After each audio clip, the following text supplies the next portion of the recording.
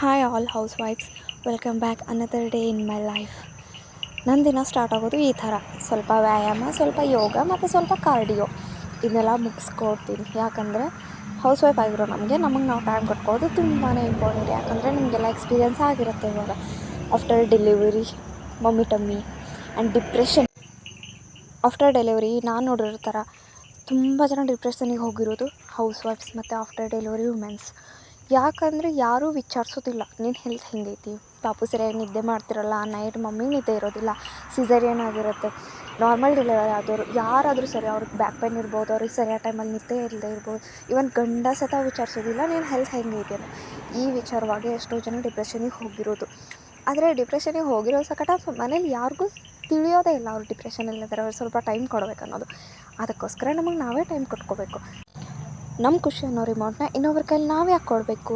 ಗಂಡ, ಮನೆ, ಮಕ್ಕಳು, ಅತ್ತೆ ಮಾವ ಇವ್ರನ್ನೆಲ್ಲರನ್ನೂ ಖುಷಿಯಾಗಿ ನೋಡ್ಕೊಳ್ಳೋ ನಮ್ಮನ್ನು ಖುಷಿಯಾಗಿ ನೋಡ್ಕೊಳ್ಳೋದಕ್ಕೆ ಬರೋದಿಲ್ವ? ನಮ್ಮನ್ನು ಹ್ಯಾಪಿಯಾಗಿ ಇಟ್ಕೊಳ್ಳೋದಕ್ಕೆ ಬರೋದಿಲ್ಲ? ಬರುತ್ತೆ. ಯಾಕೆ ಬರೋಲ್ಲ? ಆದರೆ ನಾವೇನು ಮಾಡ್ತೀವಿ? ನನ್ನ ಗಂಡ ನಂಗೆ ಟೈಮ್ ಕೊಡ್ತಿಲ್ಲ, ನನ್ನ ಗಂಡ ನನ್ನ ಆಚೆ ಕರ್ಕೊಂಡು ಹೋಗ್ತಿಲ್ಲ, ನನ್ನ ಗಂಡ ನನ್ನ ಅರ್ಥ ಮಾಡ್ಕೋತಿಲ್ಲ, ಇದರಲ್ಲೇ ನಮ್ಮದು ಮೂಡ್ ಆಫ್ ಆಗಿ ಹೋಗ್ಬಿಡ್ತೈತೆ, ನಮ್ಮ ಹೆಲ್ತೆಲ್ಲ ಖರಾಬಾಗಿ ಹೋಗ್ತೈತಿ. ಅದಕ್ಕೋಸ್ಕರ ನಾನು ಹೇಳೋದು, ನಮ್ಮ ಖುಷಿನ ನಮ್ಮ ಜೊತೆ ಸೆಲೆಬ್ರೇಟ್ ಮಾಡೋಣ.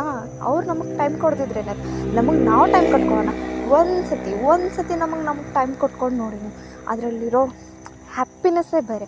ಅದನ್ನು ಹೇಳೋದಕ್ಕಾಗೋದಿಲ್ಲ. ಒಂದು ಸತಿ ಕೊಟ್ಟು ನೋಡಿದ್ರೇ ತಿಳಿಯೋದು ನಮ್ಮ ಜೊತೆ ನಾವು ಟೈಮ್ ಕಳೆದಾಗ ನಾವು ಎಷ್ಟು ಹ್ಯಾಪಿಯಾಗಿರ್ತೀವಿ ಅನ್ನೋದು. ಹ್ಯಾಪಿ ಅಂದ ಕೂಡಲೇ ಎಲ್ಲೋ ಹೊರಗಡೆ ಹೋಗಿ ಸುತ್ತಾಡೋದು ಅಂತ ಅಲ್ಲ. ಸಣ್ಣ ಬೆಳಗ್ಗೆ 5 ಗಂಟೆಗೆ ತಣ್ಣನೆ ಗಾಳಿಯಲ್ಲಿ ಒಂದೊಳ್ಳೆ ಮ್ಯೂಸಿಕ್ ಕೇಳ್ತಾ ವಾಕ್ ಹೋಗಿ ಬರೋದು.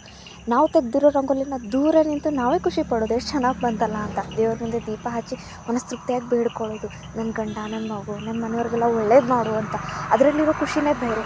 ಒಂದು ಚೆನ್ನಾಗಿರೋ ಅಡುಗೆ ಮಾಡೋದಾಗಿರ್ಬೋದು, ಅದನ್ನು ತಿಂದ ಮೇಲೆ ಖುಷಿ ಪಡೋದು. ನಾವು ಖುಷಿ ಪಡೋಣ ರೀ, ನಾವು ಮಾಡಿರೋ ಅಡುಗೆ ಅದು. ಒಂದು ಸ್ವಲ್ಪ ಯೋಚನೆ ಮಾಡಿ, ನಾವೆಲ್ಲ ಕಾಲೇಜ್ಗೆ ಹೋಗ್ತಿದ್ದೆ ಟೈಮಲ್ಲಿ ಬೆಳಗ್ಗೆ ಎದ್ದು ಟಿಫನ್ ಮಾಡಿ ಹೋಗೋದಕ್ಕೆ, ಮಾಡಿರೋ ಟಿಫನ್ನ ತಿಂದು ಹೋಗೋದಕ್ಕಾಗಲಿ, ನಮಗೋಸ್ಕರ ಟಿಫನ್ ಮಾಡ್ಕೊಳ್ಳೋದಕ್ಕೆ ಎಷ್ಟು ಬೇಜಾರಾಗ್ತಿತ್ತು. ಆ ಮಾಡಿರೋ ಟಿಫನ್ ಒಂದು ಸತಿ ಚೆನ್ನಾಗಿ ಬರ್ತಿತ್ತು, ಚೆನ್ನಾಗಿ ಬರ್ತಿರಲಿಲ್ಲ.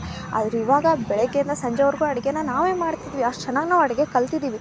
ಬೇರೆ ಯಾರೋ ಒಬ್ಬರು ನೀನು ಉಪ್ಪು ಕಮ್ಮಿ ಆಯಿತು, ನೀ ಖಾರ ಸರಿಯಾಗಿ ಹಾಕಲಿಲ್ಲ ಅನ್ನೋ ಜಜ್ಮೆಂಟ್ ನಮಗೆ ಬೇಡ.